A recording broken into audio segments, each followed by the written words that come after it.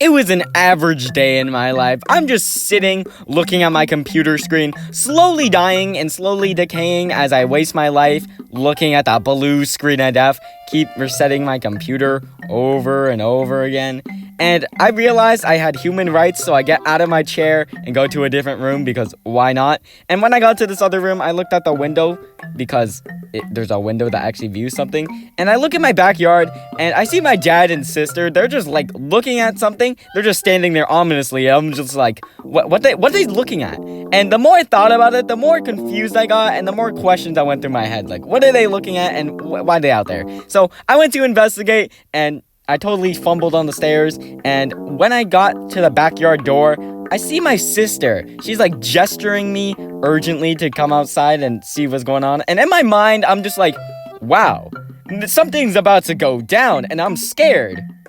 When I went over to where my sister and dad were at, I realized they were looking at a squirrel. And not any squirrel, a baby squirrel, just like casually just standing there, not moving, it's just there. And I was very, very confused. So I went up to my dad and I'm like, yo, why is there a random squirrel just casually in our yard? And he said like, he was mowing the lawn, and after a bit when he's mowing the lawn, he saw our dog just sniffing something. So he went to investigate and he saw a dead squirrel, and right behind the dead squirrel was a baby squirrel, just a random baby squirrel. And this baby squirrel would not move, but eventually it did move, but he just kind of like mowed around like the baby squirrel, and the squirrel finally moved to a different spot. But this squirrel was certified sad. This squirrel didn't move. It was depressed. It looked down. It didn't want to live life. I was pretty bummed out that this baby squirrel lost its like guardian squirrel, but my sister was bawling her eyes out and she was very much sad.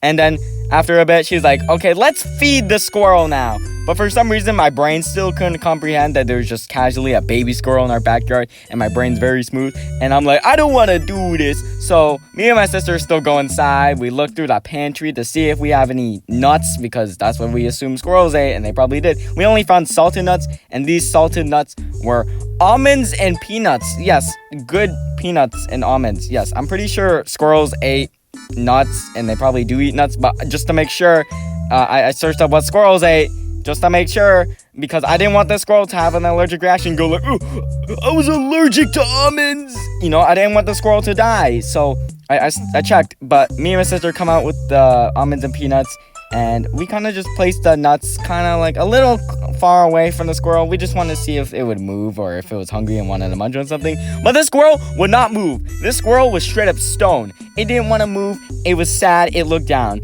And my dad was like, okay, why don't you guys feed it a cracker? So me and my sister go back inside, get a cracker, crumple it up, put it right next to the nuts, and we kind of stood back and waited and watched as this squirrel would ever move. And the squirrel never moved.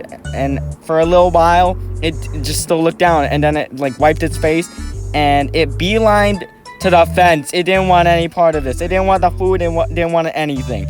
It just kind of left. And I kind of wonder where the squirrel is today. Maybe it reunited with his family or something, or maybe died. I don't know. Anyways, that's the story of the sad squirrel. Hopefully the squirrel is still out there.